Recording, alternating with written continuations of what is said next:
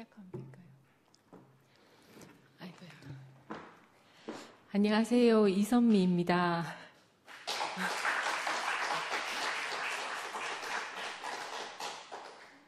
엄청 많이 오셨네요. 지난 5월 13일쯤에 상근이 오빠가 톡을 보내셨어요. 목요 모임 말씀 성기미를 하면 좋겠다는 의견이 모아졌다. 특별한 스케줄이 없으면 6월 13일쯤이 좋겠단다. 연락 줘라. 아직 시간이 많으니까. 이렇게 톡이 왔어요. 그때는 언니랑 오빠랑 여행 가시기 바로 직전이어서 제가 예전에 저였으면 한사코 고사했었을 텐데 그때 오빠한테 그렇게 답장을 썼습니다. 제가 아무 대책은 없지만 오빠 맘 편히 여행 보내드려야겠다는 마음으로 그렇게 하겠습니다 하고 보냈거든요. 그러니까 오빠가 아직 시간이 있다고 하셨던 오빠께서 바로 다음날 순성기미 표가 딱 작성된 화면을 캡처해서 보내셨어요. 그리고 한참 지나서 상도 오빠한테 연락이 와서 피아노 지영이가 6월 13일에는 정기 연주가 있어서 참석이 안 된단다. 자신이 꼭 참석해야 된다면서 일정을 조절해달라고 했다는 거예요. 그래서 결국 오늘 간증을 하게 되었습니다. 저는 그동안 하루하루 그날의 간증을 하고 살아와서 저로서는 미리 이제 할 말을 준비하는 시간을 가져야 한다는 게 좀 부담이 됐었습니다. 게다가 짧게라도 원고를 제출해야 된다는 부담이 컸는데 지난주에 상도 오빠가 간증하시면서 나는 활자로 된 간증만 눈에 들어옵니다. 그렇게 간증하셔가지고 내가 상도 오빠를 실족시키지 않기 위해서 컴퓨터 앞에 앉았습니다.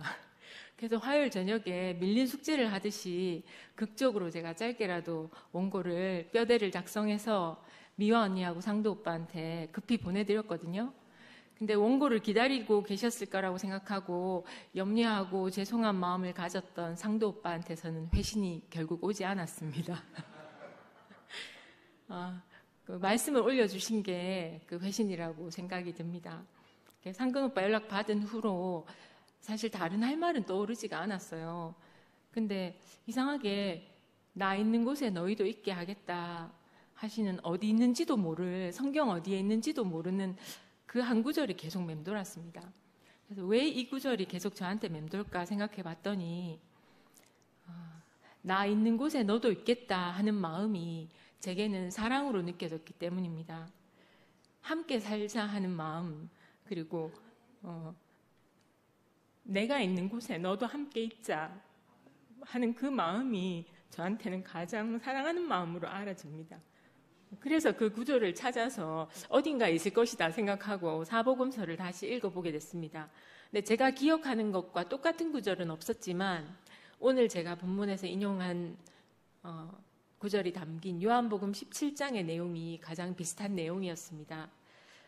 그리고 오늘 간증을 준비하면서 저는 이 간증이 만약에 내 생애의 마지막 간증이라면 나는 과연 무슨 고백을 하게 될까 하는 마음으로 제 인생을 돌아보게 됐습니다.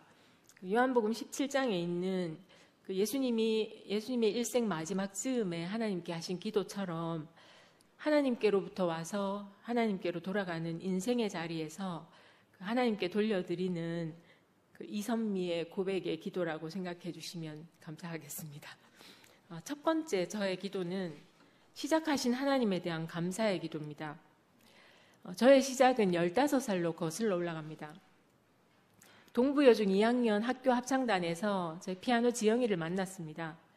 함께 합창단 활동을 하면서 자연스럽게 알게 된 지영이는 저하고 무척 다른 성향의 친구였어요. 근데 저는 그런 지영이가 무척 좋았습니다. 애둘러서 말하지 않고 직설적으로 바로 표현하는 성격과 그리고 음악적으로 타고난 그 천재적인 감각과 또 그 어린 나이에 작가 이회수 씨의 칼 이런 걸 읽으면서 그런 작품에 심취해 있는 정말 생각 많은 문학 소녀였거든요. 근데 지영이하고 함께 있으면 늘 즐겁고 좋았습니다. 그리고 그런 지영이를 친구들 중에서 처음이자 마지막으로 제가 다니던 교회에 전도를 했습니다. 왜냐하면 친구들은 다 교회에 있었거든요, 이미. 근데 나 있는 곳에 함께 있고 싶었던 제 마음이었던 것 같습니다. 저는 1971년 음력 3월 첫째 날 대구 중구 동인동에 있는 중앙성결교회 사택에서 태어났습니다. 지금도 그 자리에 그 교회가 있거든요. 네, 부모님 말씀을 들어보니까 목사님 네 분이 교회 바깥에 사택을 구하게 되셔서 당시 셋집에 살고 계시던 저희 부모님께 경제적으로 도움을 주시려고 사택에서 지낼 수 있도록 배려하셨다고 합니다. 그때 어머니는 만삭의 몸이셨고 사택으로 이사하시고 난 뒤에 얼마 되지 않아서 저를 낳으셨어요. 그 후로도 몇 년을 사택에서 사시다가 교회 가까이에 집을 얻어서 나오셨고 저는 대구교회로 오기 전까지 줄곧 태어난 그 교회에서 자랐습니다. 어머니는 교회에서 피아노 반주를 하셨는데요. 지금 80이 넘으셨는데도 지금 찬송가 사부 연주를 하시고 찬송을 하십니다. 그 교회에 제가 지영이를 전도했고 지영이하고 함께 학창시절을 교회에서 행복하게 지냈습니다. 두 번째 저의 기도는 불러내신 하나님에 대한 감사의 기도입니다. 지영이와 저는 서로 다른 고등학교에 진학하게 되었습니다. 같은 학교가 아니라서 자주 보지 못해서 무척 아쉬웠는데 그래도 교회에서 볼 수 있으니까 너무 좋았습니다. 그런데 고3 즈음 어느 날 갑자기 중앙성결교회를 떠나서 대구교회라는 곳으로 가버렸습니다. 선생님을 따라간다면서 가버렸어요. 그렇게 함께 있고 싶었던 제 유일한 친구는 속절없이 떠나갔습니다. 그 후에 저는 대학 입학 시험에 떨어져서 인생 처음으로 깊은 절망을 맛보게 됐습니다. 그런 저를 지영이가 집으로 초대를 했고 거기서 원선이 오빠를 만나서 처음 말씀을 듣게 됐습니다. 지영이가 따라간 그 선생님이 원선이 오빠였습니다. 제가 그날 서너 시간을 꼼짝없이 앉아서 홀린 듯이 말씀을 들었던 기억이 납니다. 그날 오빠에게서 당시에 순택이 오빠가 작업하셨던 그 보리떡 테이프 세트랑 그 양문지를 받아 들고 와서 제가 여러 번 보고 들었습니다. 그 후에 저는 재수를 시작했고 재수하는 1년 동안 원선이 오빠가 2주에 한 번씩 제가 재수하는 학원으로 찾아와 주셨습니다. 저를 재수생이 아닌 존재로만 봐주시는 유일한 사람으로 제가 느껴졌습니다. 그리고 주일에는 제가 다니는 교회에 가야 하기 때문에 주중에 한 번씩 대구교회 집회에 오게 되었어요.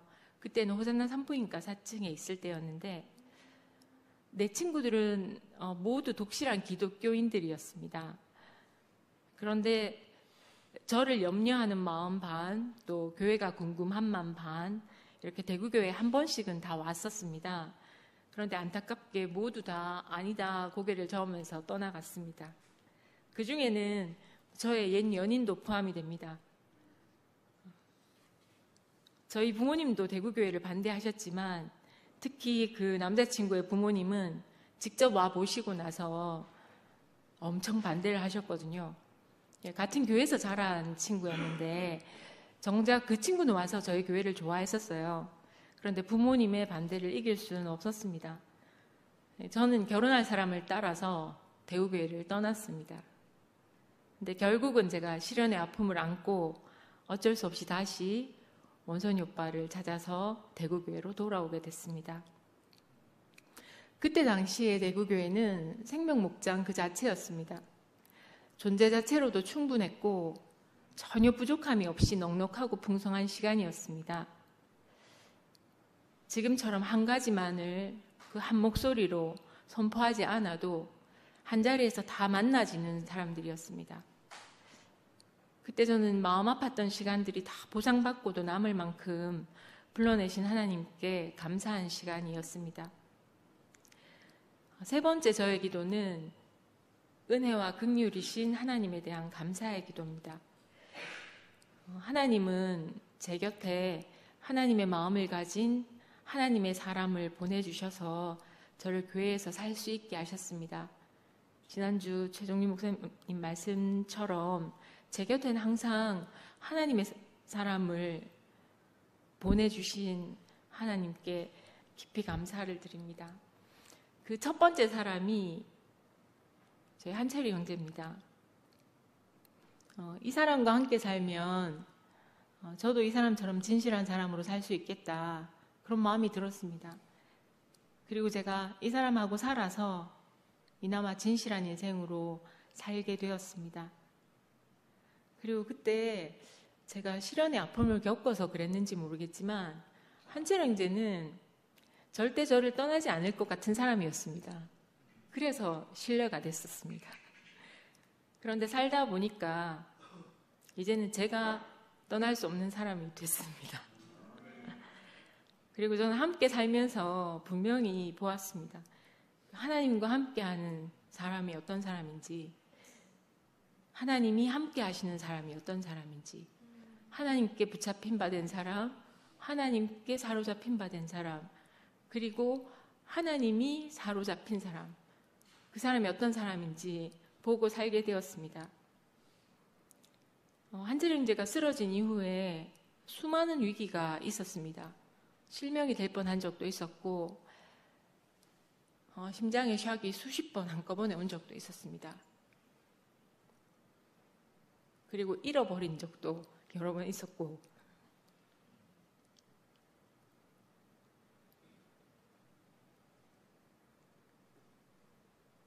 그래서 막 교통방송을 하기도 하고 그랬거든요. 그래서 한철 형제를 찾은 장소가 저기 앞산 아래 목사님 사택 근처였어요. 그 수녀원 있잖아요. 그쪽으로 겨울에 맨발로 갔어요. 그래서 거기서 찾았어요. 본능적으로 그쪽으로 간 것 같아요. 그리고 그 육교 있는데 그 목사님 사셨던 곳 있잖아요. 그쪽으로도 가고, 네, 그런 때도 있었습니다. 근데 수많은 위기가 있었는데 그때마다 정말 지키시고 도우신 하나님 손길을 제가 분명히 경험을 했습니다. 돌아본 말로 다 할 수 없이 힘든 시간들이 있었지만 한철 형제는 저를 하나님 앞에 인생으로 살게 해준 가장 감사한 사람입니다. 그리고 두 번째 사람은 봉순이 언니입니다. 언니는 제가 한철 형제와 결혼을 하게 됐을 때부터 제게 하나님의 마음으로 다가와 주신 분입니다. 저는 당시 언니를 잘 몰랐는데 어느 날 집에 식사 초대를 해주셨어요. 저는 아직도 그날이 생생합니다. 식사를 직접 차려주시고 그 집에 있는 두꺼운 사진첩 여러 권을 거실에서 보여주셨어요. 그리고 살아온 이야기를 해주셨는데 그 사진첩 마지막 장을 덮으면서 제게 느껴졌던 생각이, 정말 신랑밖에 없는 신부구나, 남편밖에 없는 아내구나. 근데 그 모습이 너무 아름다워 보였어요.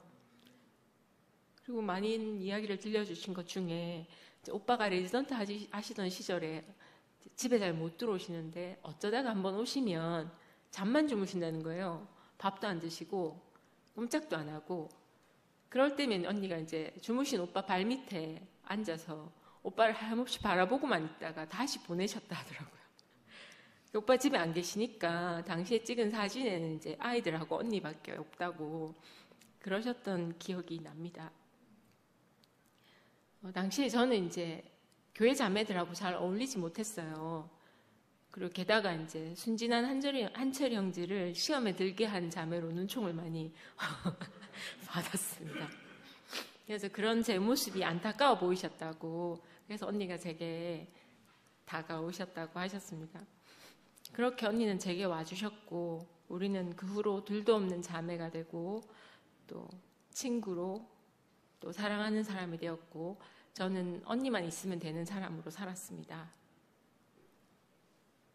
언니는 진짜 투명하고 진실한 사람이에요.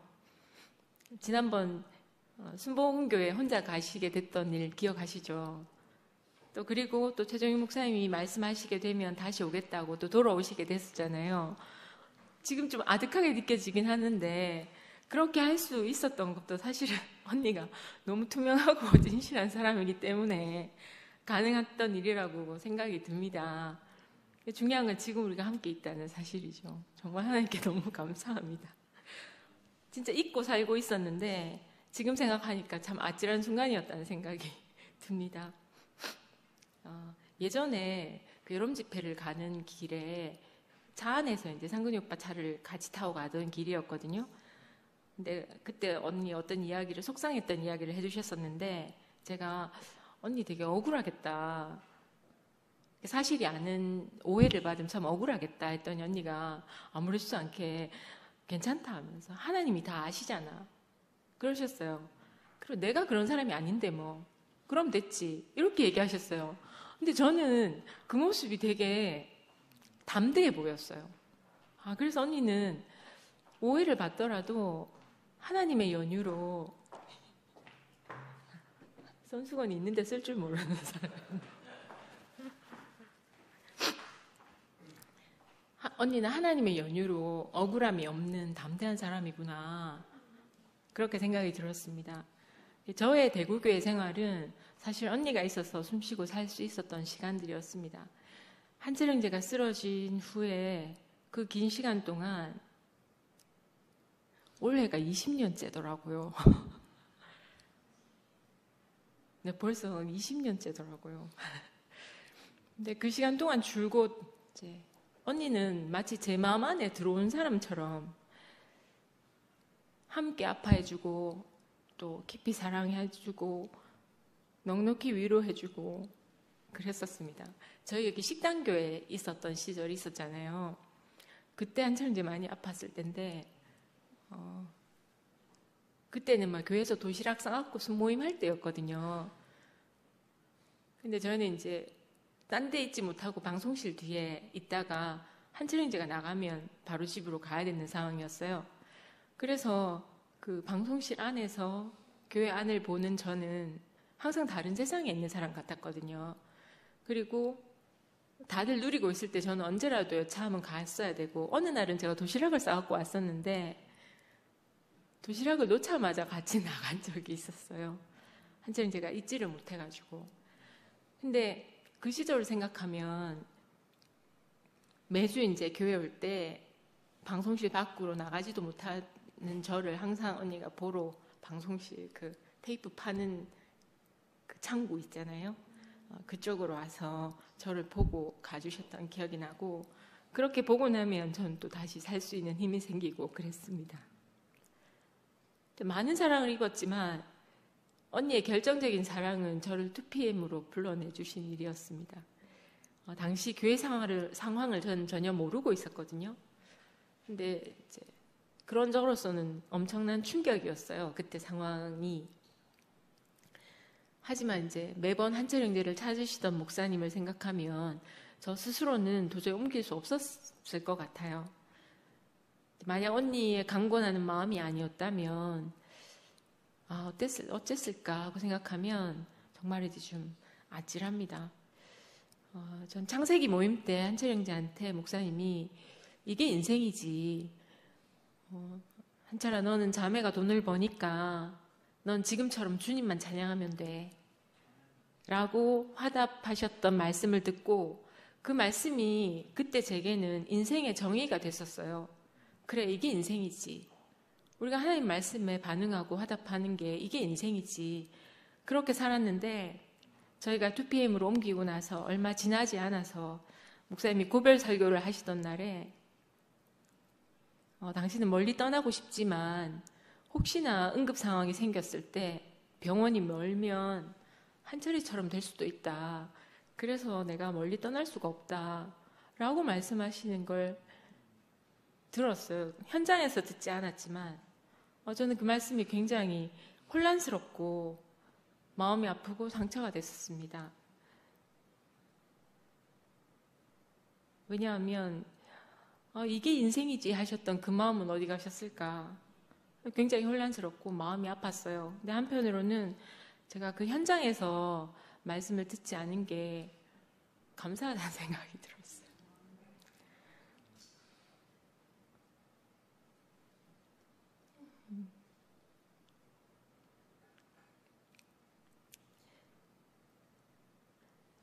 그리고 이제 언니는 저의 사랑이었고 또 제 언니였어요. 근데 이제 2PM에 옮겨오고 나서 언니는 이제 여러분도 다 느끼시겠지만 우리의 사랑이고 우리의 언니가 되었어요. 근데 저는 이게 너무 좋습니다. 왜냐하면 이제 많은 지체들이 언니의 진가를 알게 되었기 때문입니다. 화려한 겉모습 속에서 가려져 있었던 그 속사람, 진짜 언니를 모두 알고 함께 누릴 수 있게 된 게 정말 좋습니다. 예전에 상근이 오빠가 교회에서 간증하실 때 막 우시면서 제가 보기에는 예루살렘 사람처럼 생겼지만 알고 보면 전 갈릴리 사람입니다 하면서 우셨던 기억이 있어요. 혹시 기억나세요? 그러니까 언니와 오빠는 좀 대표적으로 그런 오해를 받는 사람들이었죠. 근데 언니도 그렇습니다. 근데 언니가 2PM에 와서 모두에게 사랑받고 또 모두에게 사랑으로 품어주시는 그런 모습을 보면서 정말 신기하다. 하나님 하신 일이 정말 신기하다. 그런 생각을 했고요. 또 무엇보다 언니한테 언니가 생겨서 너무 좋습니다. 언니는 항상 제일 언니였기 때문에 의지할 사람이 없었거든요. 근데 2PM 와서 언니가 의지하는 언니들이 생겨서 저도 너무 마음이 좋습니다. 그리고 얼마 전에 미아 언니가 간증 올렸잖아요. 우리 현정이가 불안해하고 있었는데 요양원에서 봉수희 언니가 언니 믿지? 평생 우리 함께 살자 하셨단 말씀에 현정이가 안정을 찾았다 그랬잖아요. 저는 그 마음을 너무 잘 알 것 같아요. 근데 누구라서 우리한테 그렇게 말해줄 수 있을 것이며 누구라서 우리의 불안한 마음을 편안하게 할 수 있을까? 저는 현정이 마음이 제 마음이고 또 제 마음이 현정이 마음일 거라 생각합니다. 그러니까 우리 모두를 결정적인 사랑으로 품어준 언니가 제 앞에 있어서 너무 감사합니다. 그리고 세 번째 사람은 상근이 오빠입니다. 2004년 8월 31일 아침에 한철이가 쓰러졌거든요. 저는 그날 그 개학 전날이어서 전 직원 출근일이었어요. 그래서 회의를 하고 있는데 전화가 와서 한철이가 병원에 있다는 거예요. 늘 건강하던 사람이었기 때문에 저는 정말 걱정 없이 운전해서 영대병원을 갔어요. 갔는데 응급실에 저 안에 이제 사람이 있는데 드라마처럼 진짜 의사 선생님이 저한테 와서 가망이 없다는 거예요.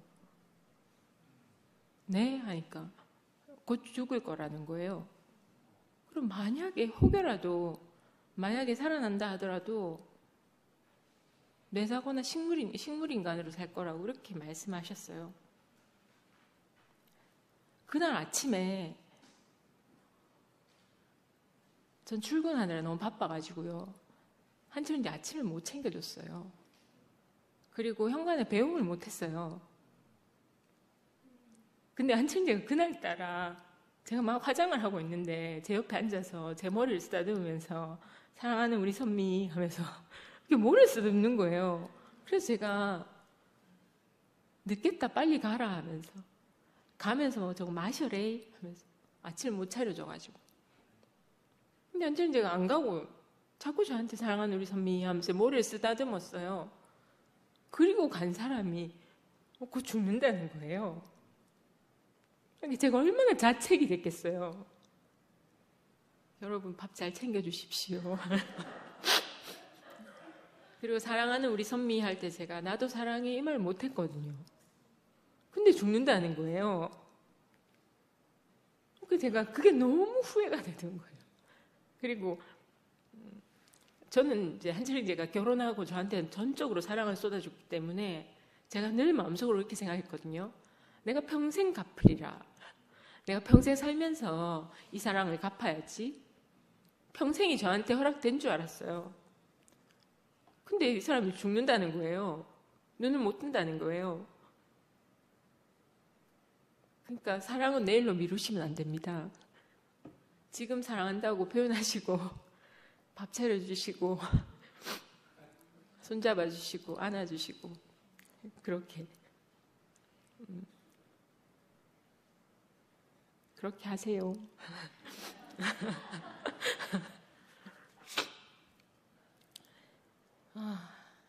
그런데 그날 한철이제 쓰러진 날 제가 제일 먼저 떠올라서 연락한 사람이 장근희 오빠였어요. 근데 오빠밖에 생각이 안 났어요. 근데 영대병원에 이제 입원해 있는 동안에 오빠가 매일같이 찾아와 주셨거든요. 근데 저는 너무 불안해서 앉지도 눕지도 못했어요. 근데 제가 하루 종일 오빠만 기다리고 또 오빠 하시는 말씀만 믿어졌어요. 의사들이 여럿이 와서 뭐라고 말했지만 저는 제 귀에 들어오지 않았어요. 저녁에 오빠가 와서 말씀하시는 것만 믿어졌거든요. 그런데 이제 나중에 들어보니까 봉순이 언니가 오빠가 그렇게 말씀하셨다고, 환절인제가 엄지발가락이 하나 움직이는 걸 보셨다고, 그래서 거기서 희망을 보셨다고 하셨다 하더라고요. 그리고 오늘 그리고 제가 하도 많이 우니까 형제자매들이 이제 병문안을 오면 제가 더 우는 거예요. 그래서 오늘은 그 병문안 가지 말라고 광고하셨다 하더라고요. 근데 제가 너무 우느라고 눈도 못 뜨고 막 계속 울고 있으니까 오빠가 오셔서 저보고 그러셨어요. 선미야, 눈 떠라. 이제 울지 말고 눈 떠라 하면서, 눈 떠서 현실을 직시해라. 한철이가 우리 앞에 살아있지 않냐. 그렇게 말씀하셨어요.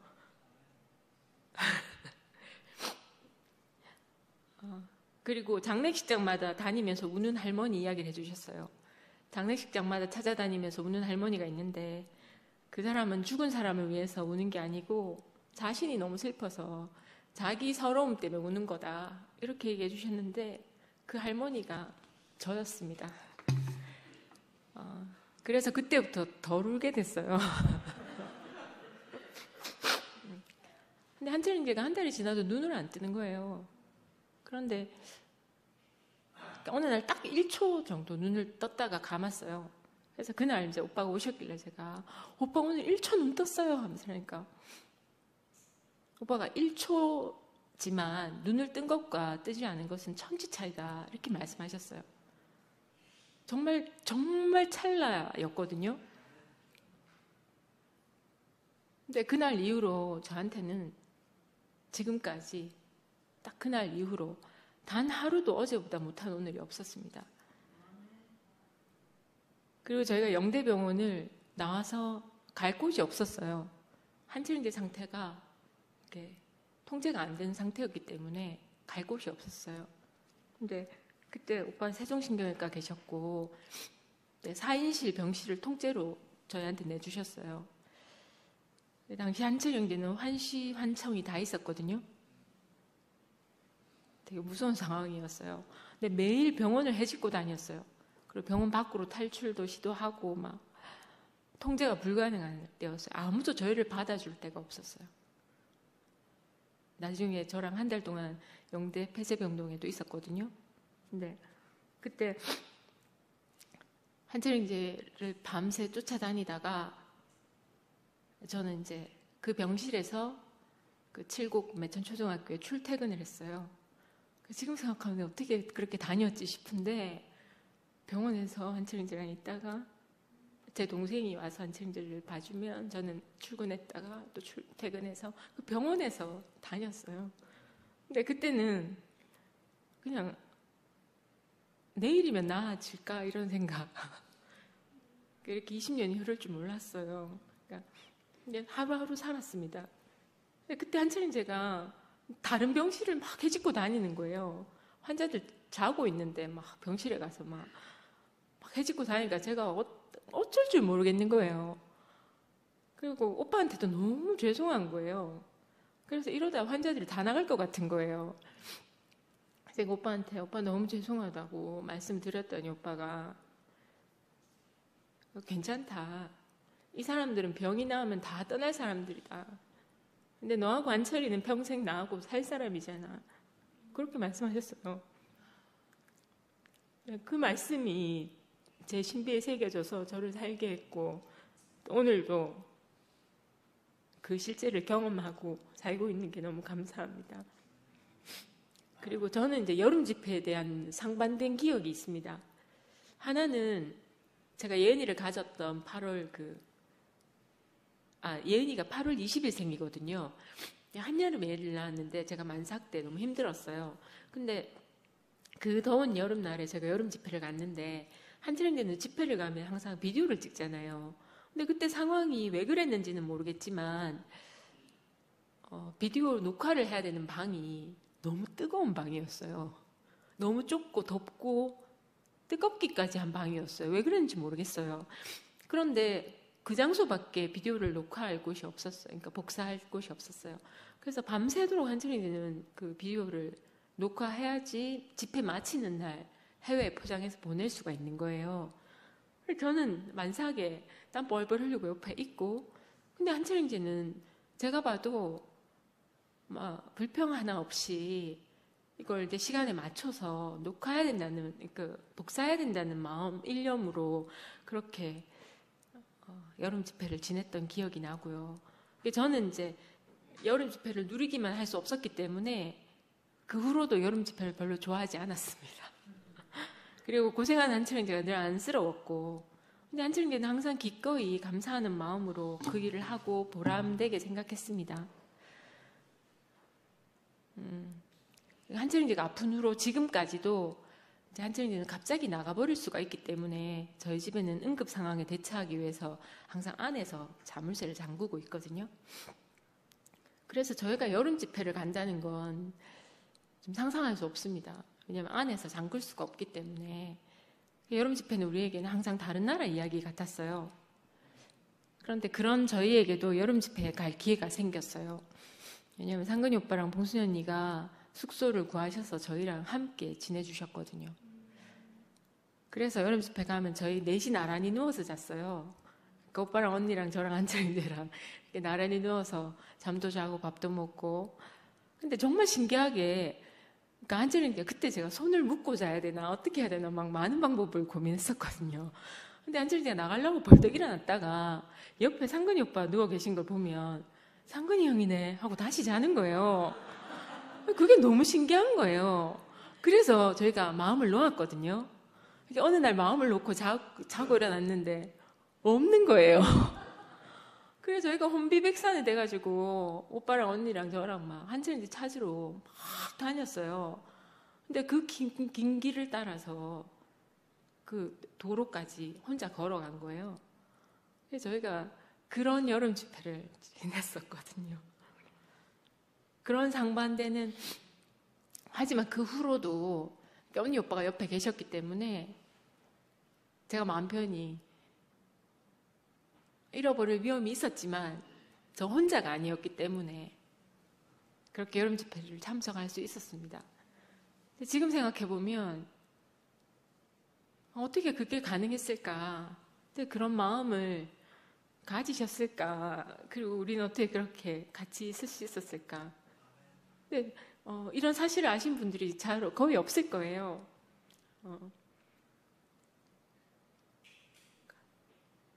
근데 제가 어제 저희 여름 집회 신청하고 송금했습니다.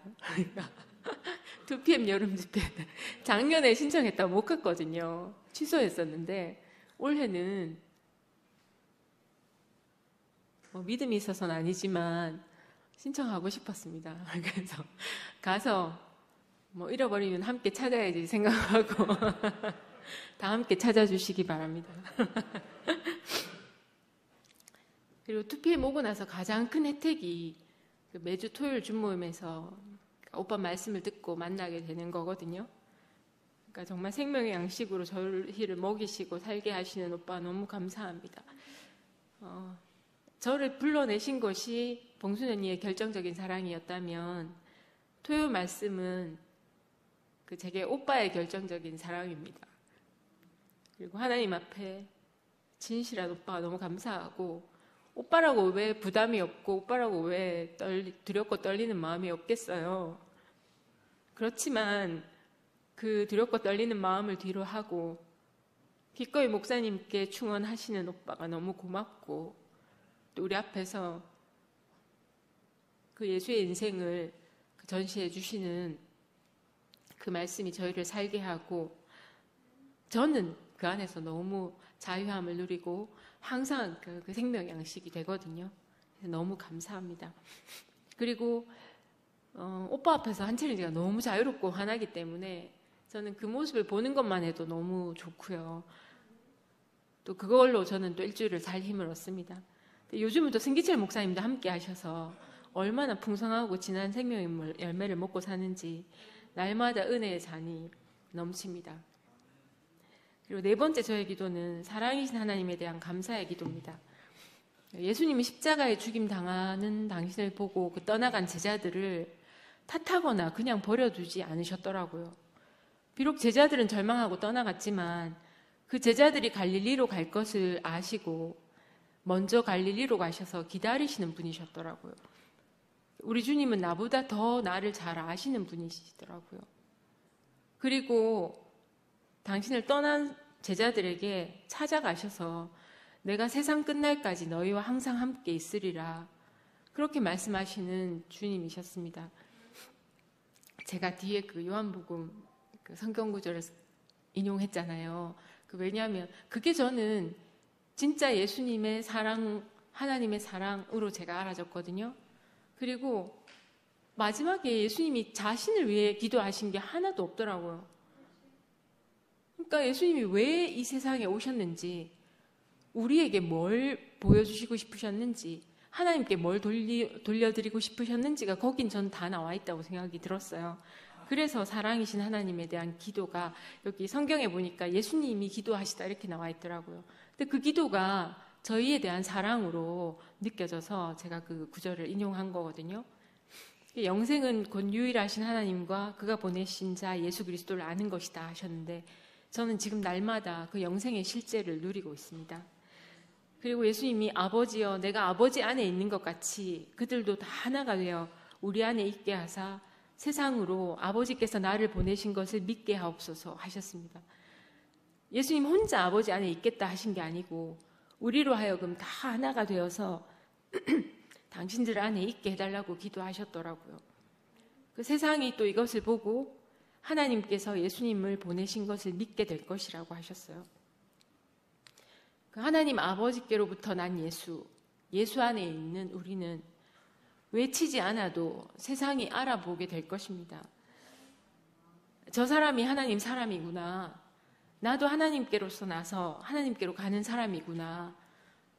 이것이 인생이구나 하고 알아질 거라고 생각합니다. 내게 주신 영광을 내가 그들에게 주었사오니 이는 우리가 하나가 된 것 같이 그들도 하나가 되게 하려 함이니라. 주님이 우리에게 주신 영광이 뭘까 생각해 봤어요. 그리고 인생이 하나님께로부터 왔으니까 하나님께로 가는 것, 그리고 인생에게 주신 모든 과정을 통해서 그의 열매가 되는 것, 또 일생 동안 하나님이 거하시는 거처로 사는 영광보다 더한 영광이 없다는 생각이 듭니다.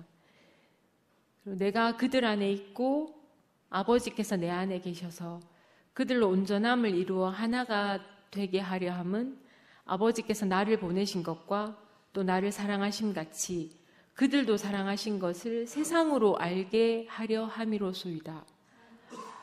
인생이 온전한 것은 주님 안에 아버지 안에 있기 때문인 것 같습니다. 하나님이 예수님을 보내시고 사랑하신 것처럼 우리도 그러함을 세상이 알게 하기를 원한다고 예수님이 기도하셨더라고요. 근데 그 마음이 제겐 사랑으로 느껴졌어요. 그리고 아버지여 제게 주신 자도 나 있는 곳에 함께 있어서 아버지께서 창세 전부터 나를 사랑하심으로 내게 주신 나의 영광을 그들로 보게 하시기를 원합니다.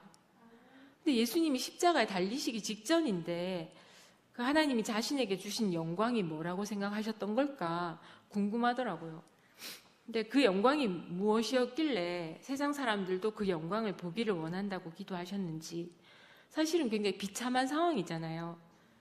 근데 예수님의 사랑은 주님이 계신 인생의 자리에 우리도 함께 있어서 우리로 하여금 우리가 인생이라는 걸, 또 하나님 앞에 피조물이라는 거를, 그 인생의 길이가 짧든지 길든지 힘든 시간이었든지 그렇지 않든지 야곱의 험난한 인생이었든지 이삭의 평안한 인생이었든지 그 창세 전부터 인생에게 동일하게 주신 영광을 우리가 보기를 원하셨다고 생각이 듭니다.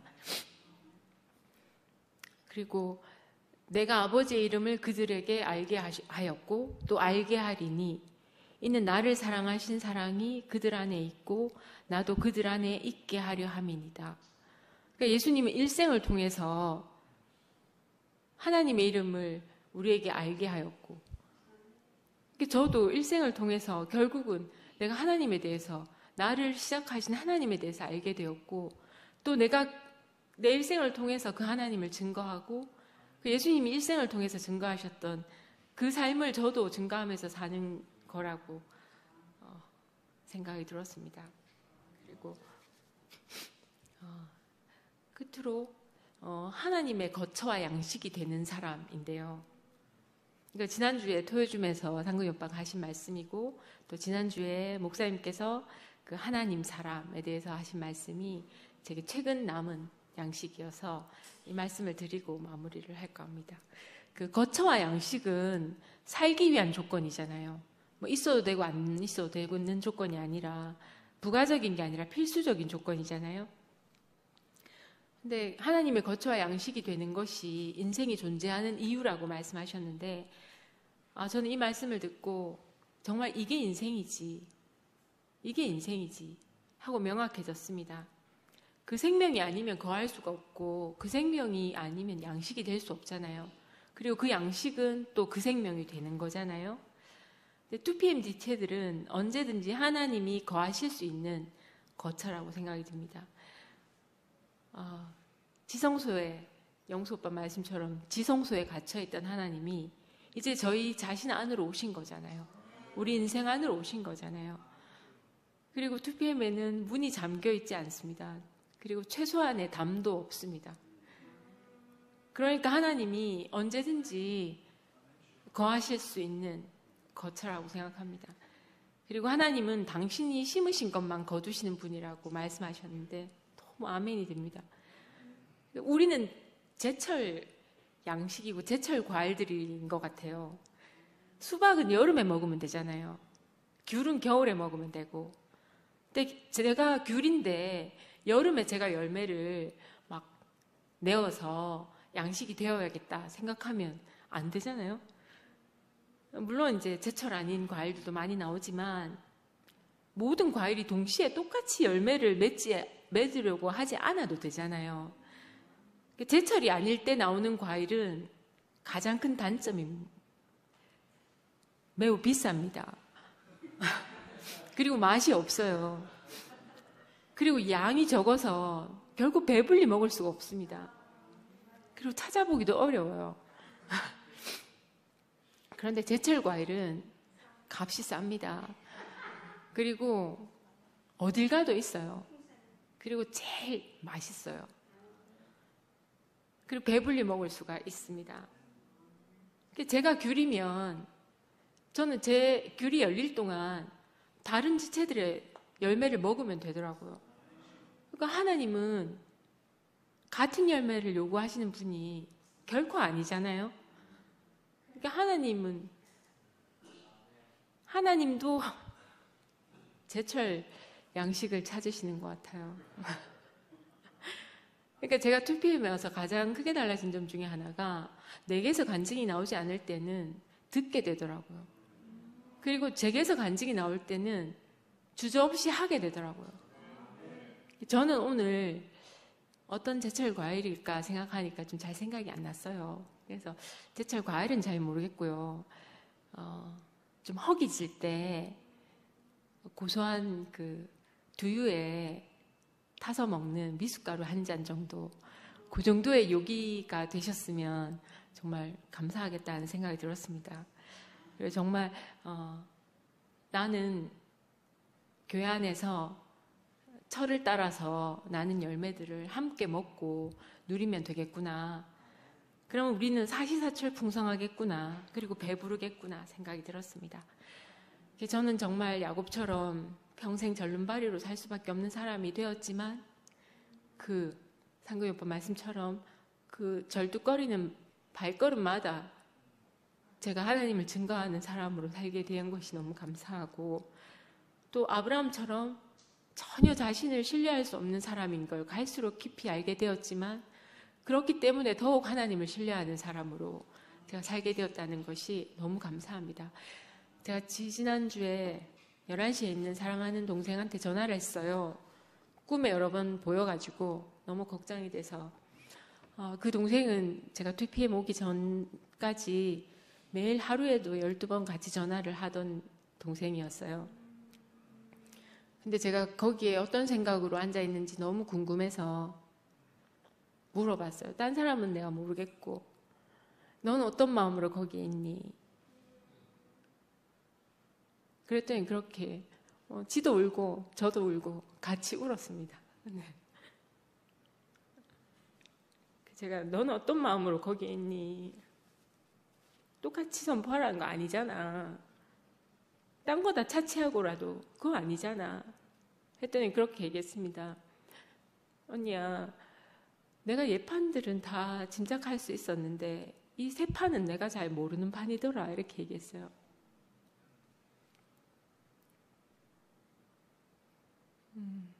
세 판인지 오래됐잖아요. 근데 아직도 그 세 판이 뭔지 잘 모르겠어서 내가 모르지만 뭔가 있을 것이다 하고 있는 거구나 하는 생각도 들고, 제가 그랬으면 대화하면서 모든 걸 다 차치하고라도 니하고 내하고 못 만나잖아. 그 신혼내가 뭐라고 네가 내한테 전화 못 하는데 그게 뭐라고 니하고 내하고 못 만나는데 그게 뭐가 진리인데 니하고 내하고 못 만나는데 그게 어떻게 복음인데 그렇게 얘기했어요. 그래서 제가 목사님이 우리 사랑하는지 잘 모르겠다. 그렇게 한철영지를 찾으셨는데 한 번도 전화 안 하시던데 그랬어요.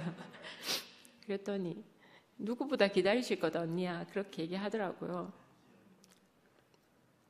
제가 그 자매 마음을 모르는 건 아니지만 제가 그랬어요. 다른 건 다 떠나서라도 니하고 내하고가 니하고 내하고 못 만나잖아. 네가 내한테 전화 못 하잖아. 천에 없는 진리가 무슨 소용이 있노? 그래서 지도 울고 나도 울고 그랬습니다. 근데 분명히 만날 날이 있겠죠. 근데 하나님이 하신다 이 말씀이 답이잖아요, 사실은. 근데 하나님이 하실 것이다 하는 말 뒤에 숨는 저희가 있더라고요. 그래서 제가 아닌 줄 알고 있는데 그냥 보고 있는 건 정말 아닌 것 같다. 그렇게 얘기했어요. 그래서 용기 내어서 아니라고 말해주는 언니 오빠들 계신 게 나한테는 너무 구원이었고 위로였다고 얘기했고, 저처럼 제 힘으로 제 발로 옮길 수 없었던 사람들도 불러내주신 분이 있었기 때문에 옮길 수 있었고, 사실 가까운 함께 가는 교회에 간 동생도 저희 교회 쪽으로 고개를 못 돌리겠다 하는 동생도 있어요. 그러니까 교회 안을 정말 못 오겠다는 동생들도 꽤 있어요. 근데 저도 지금은 좀 나아졌는데 그 지하에 차를 세우고 올라오는 길이 굉장히 험난하고 멀게 느껴질 때가 많았거든요. 그리고 누굴 마주쳤을 때 반응이 너무 다 다르기 때문에 어떤 분은 얼싸안고 다독여 주시는 분도 있고 어떤 분은 너무 상처화되는 분도 있고, 제가 화장실도 이제 가기가 좀 편치 않고 그런 적도 많았거든요. 그런데 지금은 제가 가장 달라진 게, 제가 그 동생 보고 그랬어요. 나는 전화할 수 있다 이제. 나는 이제 네 만날 수 있다. 저도 그전에 못 그랬거든요. 근데 함께 가는 교회에 간 동생도 그렇고 지금 11시에 있는 동생도 그렇고 나는 이제 거리낌 없이 볼 수 있고 만날 수 있고 말할 수 있다. 그랬어요. 그래서 내가 왜 옆에서 목사님한테 직언을 안 하노, 충언을 안 하노, 아무도 나도 못하지만, 그래서 저는 오늘 하려고요. 제가 직접 찾아가서 뵐 용기는 없어요. 근데 목사님이 한철님들 너무 사랑하셨고 또 잘 아시다시피 한철님들가 목사님밖에 없잖아요. 저는 목사님께서 최근 말씀 중에 다 싫어서 떠났다라고 말씀하시는 말씀을 듣고 목사님 아니라고 말씀드리고 싶어요. 싫다고 피할 수 있는 게 운명이 아니잖아요. 싫어서 피할 수 있다면 그건 운명이 아니죠. 저희가 좋아서 선택할 수 있는 게 운명이 아니잖아요. 목사님 싫어서 떠난 거야. 이 복음이 아니라고 하는 사람들은 다 싫어서 그래. 부끄러워서 그래. 세상에 말하기 부끄러워서 그래. 그렇지 않습니다, 목사님. 그 복음이 부끄러워서가 아니고 한 발만 물러서도 그렇게 똑같이 외쳐야 된다고 하는 그게 아니기 때문입니다. 그게 아니라고 말씀드리는 거고 그게 아니어서 저희가 지금 여기 있는 거지 결코 세상에 대해서 복음이 부끄러워서가 아니고 복음을 선포하기가 주저되는 사람들이어서 그런 게 아닙니다. 부끄럽고 싫어서 떠났다라고 말씀하시는 거는 상대에게 모든 책임을 넘기는 거예요. 우리를 사랑하셨던 목사님 마음을 저희가 너무 잘 알잖아요. 저희가 결혼할 때 항상 목사님이 결혼하는 사람들에게 하나님이 내 인생을 골고루 은혜 베푸셨듯이 이들에게도 똑같이 그 은혜를 베풀어 달라고 그렇게 기도하셨어요. 왜냐하면 목사님이 경험하신 하나님을 저희한테 주셨잖아요. 이렇게 저희도 모르는 하나님을 줄 수는 없단 말이죠. 모르는 예수를 전할 수는 없습니다. 각자가 다 우리에게 경험된 하나님, 우리에게 경험된 주님을 전하는 거기 때문에 목사님 저희는 그런 마음으로 여기 있는 게 아닙니다. 제가 가까이 찾아가서 말씀드릴 수는 없지만 목사님 행여라도 이 영상을 보시게 된다면 매일같이 한결같이 목사님을 사랑하는 그리고 매일같이 목사님 이야기를 하는 한철영제 마음을 다시 한번 생각해 봐 주시고 그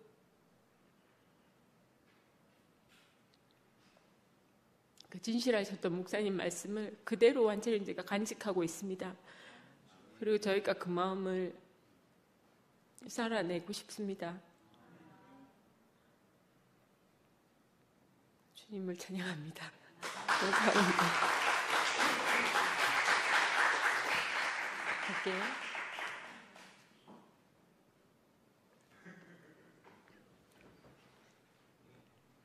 기도하겠습니다. 하나님 아버지 감사합니다.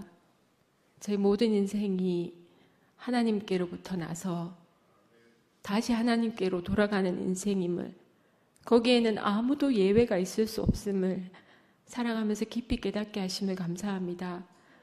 우리 모두가 하나님이 언제라도 거하실 수 있고 하나님께 언제라도 양식이 될 수 있는 그런 인생으로 살 수 있게 하신 은혜 너무너무 감사합니다. 우리의 모든 인생을 들어서 하나님의 영광을 나타내기를 원하고 저희 인생을 하나님께서 내셨으니 또 하나님께로 돌려지기를 원합니다. 저희 인생을 시작하시고 불러내시고 은혜와 긍휼을 베푸시고 사랑으로 열매를 맺게 하신 주님을 영원히 찬양합니다. 예수님 이름으로 기도합니다. 아멘.